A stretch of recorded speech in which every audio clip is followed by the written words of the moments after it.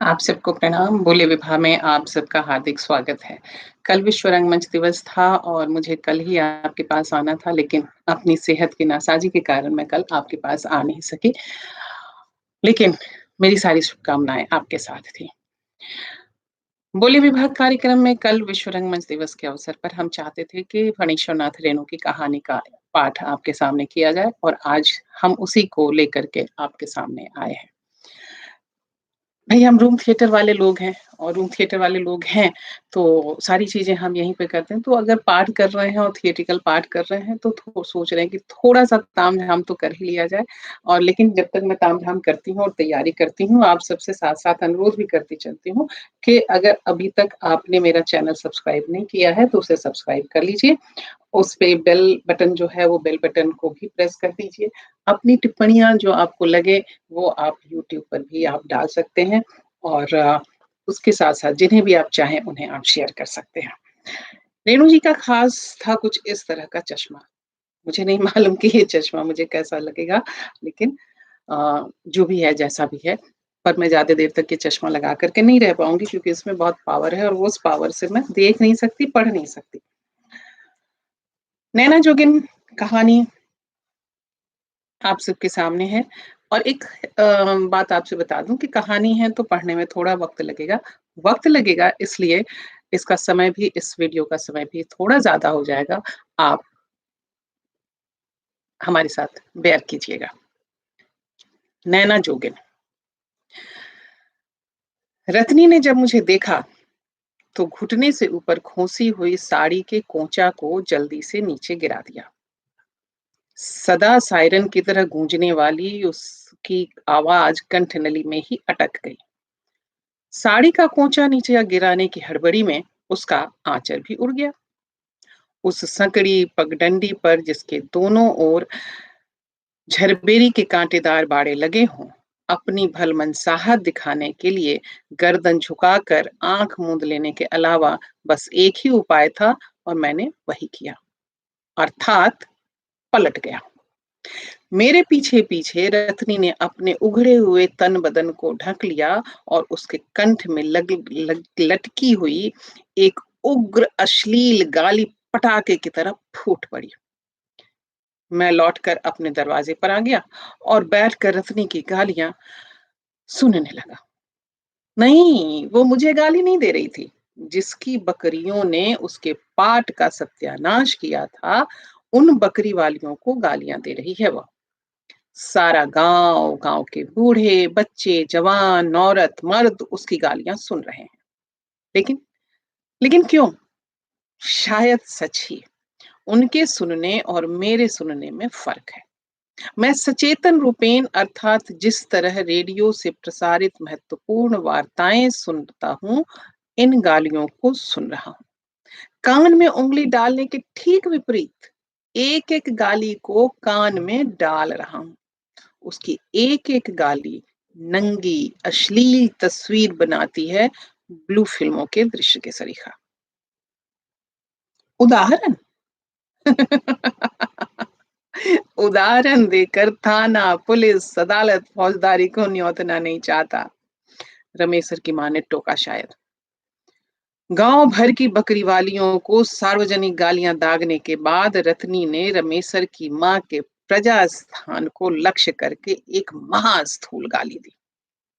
रमेसर की माँ ने टोका, "पहले खेत में चलकर देखो, एको पत्ती जो कहीं चरी हो।" रतनी अब तक इसी टोक की प्रतीक्षा में थी शायद। अब उसकी बोली लयबद्ध हो गई। वो प्रत्येक शब्द पर विशेष बल देकर हाथ और उंगलियों से भाव बतलाकर कहने लगी कि वह पाट के खेत में जाकर क्या देखेगी, अपना भले घर की लड़की होती तो कहती अपना सिर, किंतु रत्नी सिर के बदले अपने अन्य हिस्से का नाम लेती है। इसके बाद बहुत देर तक रत्नी की बातें सुनता रहा लेकिन उन्हें लिख नहीं सकता। वारंट का डर है। किंतु रत्नी के बारे में अब कुछ नहीं लिखा गया तो जीवन में कभी नहीं लिखा जाएगा। क्योंकि रत्नी की गालियों में मर्माहत और अपना अपमानित करने के अलावा उत्तेजित करने की तीव्र शक्ति है। यह मैं हलफ लेकर कह सकता हूँ। रत्नी का नाम नैना जोगिन मैंने ही दिया था। एक दिन, तब वो 7-8 साल की रही होगी।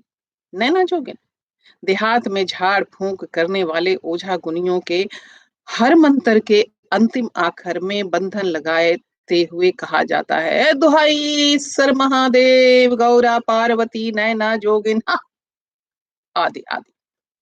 लगता है कोई नैना जोगिन नाम की भैरवी ने इन मंत्रों को सिद्ध किया हुआ था।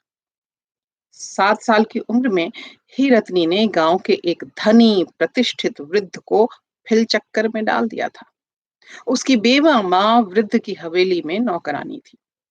पंचायत में 7 साल की रत्नी ने अपना बयान जिस बुलंदी और विस्तार से दिया था, कोई जन्मजात नैना जोगिन ही दे सकती थी। अब तो उसकी जामुन की तरह कजरारी आंखें भी उसके नाम को सार्थक करती हैं। किंतु 7 साल की उम्र में ही इलाके में कहर मचाने वाली लड़की से आंख मिलाने की ताकत गांव के किसी भी बहके हुए नौजवान में भी नहीं हुई कभी। उसको देखते ही आंखों के आगे पंचायत, थाना, पुलिस, फौजदारी, अदालत, जेल सब नाचने लगते। रत्नी की माँ सरकारी वकील को भी कानून सिखाई है, बहस कराई है सेशन कोर्ट में। सो पिछले 11 वर्षों में रत्नी की मां ने मुंह के जोर से ही 15 एकड़ जमीन अर्जा है। पिछवाड़े में लीची के पेड़ हैं, दरवाजे पर नींबू, सूद पर रुपए लगाती है, 10 पैसा हाथ में है और घर में अनाज भी। इसलिए अब गांव की जमींदारिन भी वही है। गांव के पुराने जमींदार और मालिक जब किसी रैयत पर नाराज होते तो इसी तरह गुस्सा उतारते थे। यानी उसकी बकरी, गाय वगैरह को पड़ती जमीन पर से ही हाँक कर दरवाजे पर ले आते थे और गालियां देते, मार पीट करते और अंगूठे का निशान लेकर ही खुश होते थे। रमेशर की माँ कल हाट जाते समय लीची की टोकरी नहीं ले गई ठोकर। इसलिए रत्नी और रत्नी की माँ ने आज इस झगड़े का सृजन किया है, जानबूझकर। रमेशर का बाप मेरा हलवाहा है। रमेशर हमारे भैंसों का रखवाला यानी भैंसवार है। रमेशर की माँ हमारे घर बर्तन बासन मांजती है, धान कूटती है। इसलिए रत्ना अब अपनी गालियों का मुख धीरे धीरे हमारी ओर करने लगी। ए तू डर किसका दिखाती है? शहर से आए अपने भत्तार का। रोज मांस मछली या ब्रांडिल पीकर तेरे तेल बढ़ गया है, हैं? वह रत्नी प्रजा स्थान का नाम लेती है। मुझे अचानक रमेशर की माँ की गंदी, हल्की, प्यास, लहसुन, पसीना, मैल की सम्मिलित गंध भरी साड़ी की महक लगी। लगा रत्नी अब मुझे बेपर्द करेगी। खुद अपने को उसने पिछले 1 घंटे में 60 बार नंगा किया है। अर्थात जब जब उसने गाली का रुख हमारी ओर किया, हर बार वह यह कहना न भूली कि रमेशर की माँ जिसका डर दिखलाती है, वो मुनसा रत्नी का अत्थी भी उखाड़ नहीं सकता। अरे ऐसे ऐसे मदक्की मुनसा को वो अपने अत्थी में दाहिने बाएं झुला करके बांध करके रखती है। बगुला पंखी, धोती, कुर्ता और घड़ी जूता वाले शहरी छैल चिकनिया लोग ऊपर से लगदक और भीतर से फोंक होते हैं। सफा चट, मूछ मुड़ाए मुचमुंडा को कि लोगों की सूरत देखकर भूलने वाली नहीं बेटी रत्निया। रत्नी की माँ को गुमान है कि बड़े बड़े मुख्तार वकील के बेटों को देखकर भी उसकी बेटी की अथी अर्थात जीभ कभी पनियाई नहीं, डकार भी नहीं लिया। रत्नी अपने आंगन से निकल आई थी। रमेशर की माँ ने कोई जवाब नहीं दिया होगा शायद। अब रत्नी और रत्नी की माँ दोनों मिलकर नाचने लगी। उसका घर दरवाजे से 10 रस्सी दूर है, लेकिन सामने है। मैं रत्नी और रत्नी की माँ का नाच देखने को बाध्य था। रत्नी की काव्य प्रतिभा ने मुझे अचंभे में डाल दिया। उसकी टटकी और तुरंत रची हुई पंक्तियों में वह सब कुछ होता था जो कविता में होता है। बिंब, प्रतीक, व्यंग तथा गंध। बतौर बानगी, अटना का साहेब और पटना की मेम, रात खाए मुर्गी आज सुबह करे नेम, तेरा झुमका अनथिया आ साबुन महकौआ, तूफान में जरदा खाए नखलौआ। रत्नी और रत्नी की माँ की यह काव्य नाटिका समाप्त हुई तो मैंने दरवाजे पर बैठे गांव के 2-3 नौजवानों की ओर देखा। मेरा चेहरा तमतमाया हुआ था, किंतु वे निर्विकार और निर्मल मुद्रा में थे। परिवार तथा पट्टीदार के मर्द पुरुषों की ओर देखा। वे पान चबा रहे थे, हुक्का गुड़गुड़ा रहे थे। लगता था इन लोगों ने रत्नी की गालियां सुनी ही नहीं। मैंने जब भोजन के समय बात चलाई तो परिवार के एक व्यक्ति ने, जिन्हें शहर के नाम से ही बुखार आता है, हंसकर कहा, शहर से आने के बाद आप कुछ दिन तक ऐसी असभ्यता ही करेंगे, हमको मालूम है। ये छोटे लोग की गाली पर इस तरह से ध्यान कोई भला मानुस नहीं देता है। इस तरह की गालियों के अर्थ को प्याज के छिलके की तरह उतार उतार कर समझने का क्या मतलब है? शहर में क्या औरतें गाली नहीं देती हैं? अजब इंसाफ है। गाली सुनकर समझना अन्याय है, असभ्यता है, मन में मैल है मेरे। अश्लील और घिनौने मुकदमे के कारण रत्नी की बदनामी बचपन से ही फैलती गई। जवान हुई तो बदनामियां भी जवान हुई। फलतः गांव के हिसाब से पक जाने के बाद भी कोई दूल्हा नहीं मिला। मिलता भी तो घर जमाई होकर रहना नहीं चाहता था। 2 साल हुए, एक निमोछिया जवान न जाने किस गांव से आया सांझ में और रात में भात खाने के लिए अंदर गया तो रत्नी की माँ एक हाथ में सिंदूर की पुड़िया और दूसरे में फरसा लेकर खड़ी थी। छाउड़ी के सीथ में सिंदूर डालो, नहीं तो अभी हल्ला करती हूँ, घर में चोर घुसा है। तो सीखिया नौजवान जो हर सुबह को शीशम की कोमल पत्तियां तोड़ कर ले जाता है, वही है रत्नी का रतन धन। पूछताछ करने पर पता चला कि हाल ही में इसको एक रात को रत्नी ने इसको लात से मारा। घर से निकाल कर चिल्लाने लगी, अरे पूछे कोई इससे कि इतना दूध, मलाई, दही, मांस, मछली, कबूतर, तिस पर धातु पुष्टि दवा, तो अलान ढिकान फलान चिलान खाकर भी जिस मर्द को आधी रात में हाफनी शुरू हो, उसका क्या कहा जाए। लोग दोख देते हैं मेरे कोख को कि रत्नी बांझ है। अरे निमक हराम और किसको कहते हैं। मैं अब इसे मानसिक विकार मानने लगा। अब तक सामाजिक समझ रहा था कि छोटी जात की औरत गांव की मालकिन बनी हुई है। नहीं, सामाजिक भी है। मेरे पट्टीदार के एक भाई ने कहा, कोई उसका क्या बिगाड़ सकता है। गांव के सभी किस्म के चोर अर्थात लत्ती पत्ती और सीना जोर दिन डूबते ही उसके आंगन में जमा हो जाते हैं। इलाके का मशहूर डकैत परमेसरा रत्नी की बात पर उठता बैठता है। मुखिया और सरपंच रत्नी के माँ के खिलाफ चू शब्द भी नहीं बोल सकते। रत्नी की माँ से कोई रार मोल लेना नहीं चाहता।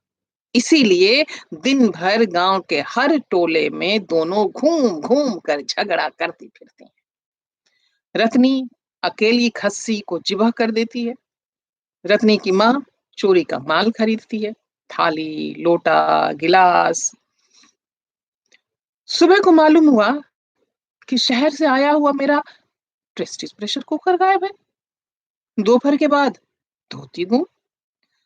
रात में रमेशर की माँ फिसफिसाकर आंगन में कह रही थी, रत्नी बोलती है कि सिद्ध करके छोड़ेगी इस बार। उस दिन इस तरह पीठ दिखाना अच्छा नहीं हुआ था शायद। और यह सब इसलिए कि मैंने रत्नी के तथाकथित पुरुष को बुलाकर उसका पता ठिकाना पूछा था और उसको समझाया था कि गांव में अब एक नई बात चल पड़ी है। उसने बीबी की मार सह ली। नतीजा ये हुआ कि कई औरतों ने अपने घर वालों को पीटा है इस गांव में। रत्नी ने चिल्ला चिल्ला कर सारे गांव के लोगों को सूचना देने के लहजे से सुनाया। सुन लो लोगों, अब इस गांव में फिर से एक ठो सेशन मुकदमा उठेगा। सो जान लो, इस शहर का कानून यहाँ छांटने आया है। अरे कोई अपना घर वाले को लात मारे कि चुम्मा ले, दूसरा बोलने वाला कौन? देहात से लेकर शहर तक छुछुआता फिरता है। काहे ना कोनो मौगी मुंह में चुम्मा लेती है। मैं रोज हारता, रत्नी रोज जीतती। मुझे स्वजनों ने सतर्क किया, सांझ होने से पहले ही मैदान से घर लौट आया करूं। किसी ने शहर लौट जाने की सलाह दी। मुझे लगता रोज ताल ठोक कर एक नंगी औरत पहलवान बनकर मुझे चुनौती देती है, थप्पड़ घूंसे चलाती है। भागूंगा तो गांव की सीमा के बाहर तक पीछे पीछे फटा कनस्तर पीटती और बकरे की तरह बो बो बो बो करती चली जाएगी। गांव भर के लोग तालियां बजा बजा करके हंसेंगे। मुझे हथियार डाल देना चाहिए। एक औरत, सुबह ऐसी औरत से टकराना बुद्धिमानी नहीं। एक सप्ताह तक चोरी चपाटी करवाने के बाद एक नया उपद्रव शुरू हुआ। रात भर हमारे दरवाजे और आंगन में हड्डियों की बरखा होती। नंगी औरत ताल ठोक कर ललकार रही है, मर्द का बेटा है तो आ जा मैदान में। हाँ, मैदान में मुझे उतरना ही पड़ा। रात में नींद खुली। दरवाजे के सामने जो नया बाग हम लोगों ने लगाया है, उसमें भैंस का बच्चा घुस गया है शायद। मैं धीरे धीरे बाड़े के पास गया। पट! अमलतास के कोमल पौधे को तोड़कर गुलमोहर की ओर बढ़ते हुए हाथ को मैंने खप से पकड़ा। कलम घिसाई के बावजूद पंजे की पकड़ में अभी तक खम बचा हुआ था। क्यों? मैंने बहुत धीरे से पूछा। छोड़िए, जवाब भी उसी अंदाज में मिला। क्यों तोड़ा है? क्या मिला? क्यों तोड़ा? तो क्या कर लीजिएगा? मैं लोगों को पुकारता हूँ, खुद में फंस जाइएगा। हाथ छोड़िए, फंसा के देखो। मैं नहीं डरता हूँ। क्या चाहते हैं आप? मैं जानना चाहता हूँ कि तुम इस तरह मेरे पीछे क्यों पड़ी हो? इस पौधे को क्यों तोड़ा है? वो तो पौधा ही है, जी तो आपको ही तोड़ देने का करता है। हाथ छोड़िए। मैंने देखा उसकी कनपटी पर एक सांप का फण, फण नहीं, भाला, बरछे की फली। मैंने हाथ छोड़ दिया। वह भागी नहीं, वो भागी नहीं, खड़ी रही। मुझे चुप और अवाक देखकर बोली, चिल्लाऊं? हं, कोड़िया डरावे थूक से। रत्नी हंसी। तारों की रोशनी में उसकी हंसी झलमिलाई। जाइए, थोड़ा बरांडिल और चढ़ाइए। तुम तुम नैना जोगिन? हाँ, मैं नैना जोगिन ही हूं। तब माधव बाबू, अब रत्नी करीब सट आई। मेरा क्या कसूर? मेरा क्या कसूर है जो 12 साल से बनवास दिए हुए हैं आप लोग? उस बूढ़े को करनी का फल चखाया तो क्या बेजा किया? मैं उस समय उसकी पोती की उम्र की थी। सो आप लोगों ने, खासकर आप दोनों भाइयों ने, हम लोगों को रंडी से भी बदतर कर दिया। आखिर आपके जन्म के दिन रत्नी की माँ ही सौर घर में थी ना। 5 साल तक आप रत्नी की माँ के गोद और आंचल में रहे, और आंख की और आपकी आंख में जरा भी पानी नहीं। मैं जवान हुई, आप लोगों ने आंख उठा करके भी कभी नहीं देखा कि आखिर गांव घर की एक लड़की ऐसी जवान हो गई है और शादी क्यों नहीं होती। अब इस बार आए हैं तो कभी आपके मन में यह नहीं हुआ कि रत्नी के शादी के 2.5 साल हो रहे हैं और रत्नी को कोई बच्चा काहे नहीं हुआ? अटना, पटना, दिल्ली, दरभंगा में आपके इतने डॉक्टर डॉक्टरनी जान पहचान के हैं। आखिर रत्नी के माँ का दूध साल भर पिए हैं ना आप। रत्नी की माँ को बहुत दिन तक आपने माँ कहा था। लोगों को याद है, दूध का भी एक संबंध होता है। मैंने कहा, रत्नी, रमेसर जग रहा है। मैं कुछ नहीं समझता। तुम जाओ, कोई देख लेगा। देख कर क्या कर लेगा? रत्नी ने बिलाग बिलौज से एक अश्लील बात अंधेरे में आग की तरह उगल दी। देखकर आपका अथी और मेरा अथी उखाड़ लेगा। बोलिए, मैं पापिन हूं, मैं अछूत हूं, रंडी हूं, जो भी हूं आपकी हवेली में पली हूं। तकदीर का फेर माधो बाबू, रत्नी नाम भी आपके ही बाबूजी का दिया हुआ है। आपने उसको बिगाड़ कर नैना जोगिन कर दिया। किस कसूर पर? आप लोगों का क्या बिगाड़ा था रत्नी की माँ ने, जो इस तरह बोल चाल उठ बैठ एकदम से बंद? मैंने धीरे से कहा, ऐसे गांव में अब कोई भला आदमी कैसे रह सकता है? लगा नागिन को ठेस लगी। वो फुफकार उठी। भला आदमी, भला आदमी। भला आदमी को पूंछ सींग होता है? नहीं होता है, इसीलिए। पूंछ सींग जानवर, औरत मर्द, नंगे बेपर्द, अंधकार प्रकाश, गुर्राहट, आंखों की चमक, बड़े बड़े नाखून, बिल्ली शिवा, गृद्धाशया, योनिस्या, भगनी भोगिनी, मां को स्वरूप, छिन्न मस्ता, अट्टहास।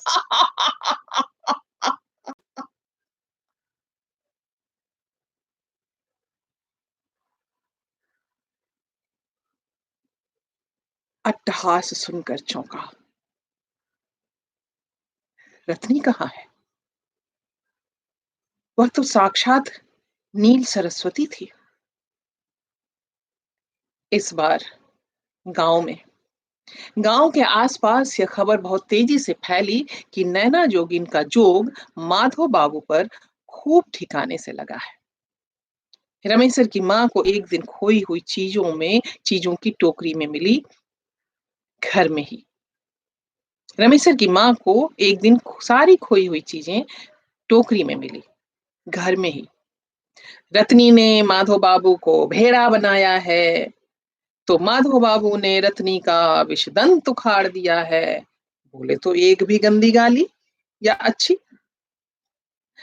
रत्नी और उसके नामर्द मर्द को मैं अपने साथ शहर ले आता आया हूं। डॉक्टर को अचरज होता है कि मैं रत्नी के लिए इतना चिंतित क्यों हूं।